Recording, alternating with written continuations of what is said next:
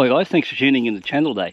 I'm just out here on the new bike and I thought I'd pull over, make myself a cup of coffee, which I've almost finished off now.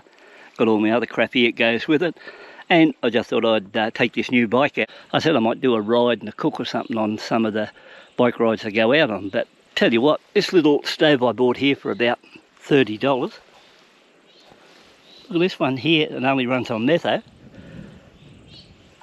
That is really a good little stove. It'll probably go through a bit of fuel, but you know, I bought quite a few stoves when I was thinking of doing it, and that one there is my favourite because you can just put a little bit of metho in there, bring it out here, give it a quick light, and it was good enough to boil that, and it boiled it within, I don't know, 3 to 5 minutes, something like that. This will be something I'll look at later on when I get out there and use different ones.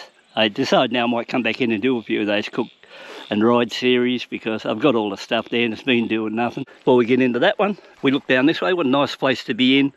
One of the local forests I'm in, and you can get in here and ride for miles through here anytime you want to. This new bike I purchased, it's the Kawasaki KLX150BF. So there it is there. Tell you what, doesn't it take a nice profile here? I might just back and show you the profile again. Look at that for a shot. Like there. Pity I never had me the camera, that would have made a really nice thumbnail. So let's get back to the Kawasaki. So what we've got here, 22 model Kawasaki KLX150BF. That is carby version. There's no fuel injection on these particular models, and there's no ABS. So they come into Australia this year for 5,250 right away. Yeah, so they come into Australia at 150 cc's. What you get for that money is a 12 horsepower motor and a 5-speed gearbox fed through a manual clutch. Seat height is 32.5 inches, so it's a little bit high, but once you sit on it, it sort of drops down a little bit. The big feature with this bike, well, I think it is, you've got a 21-inch front wheel, 18-inch rear. So that's the ideal setup, and more importantly, you've got electric start plus kick start. You've got plastic handguards, and you've also got plastic sump guard there underneath, like so. Weight, it comes in, I think, at 122 kilos, so it's not a thing. Fuel tank, 7.1 litres, and apart from that, what I do like about it, how easy they start all the time. So you just turn it on, press the button, instant start.